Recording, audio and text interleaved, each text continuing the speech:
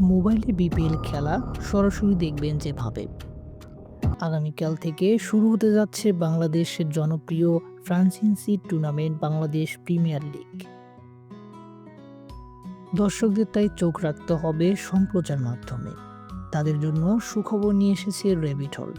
BPL এর নবম আসরের সবগুলো ম্যাচ সরাসরি সম্প্রচার করবে জনপ্রিয় ওটিটি প্ল্যাটফর্ম রেবিটল।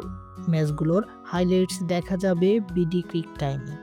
বিপিএল এর প্রতিটি ম্যাচ রেবিটল ওয়েবসাইটে সরাসরি উপভোগ করা যাবে। দর্শকরা তাদের পছন্দ অনুযায়ী প্যাকেজ কিনে রেবিটল সাবস্ক্রাইব করে খেলা নিতে পারবে। তবে খেলা দেখা যাবে ইউটিউবে।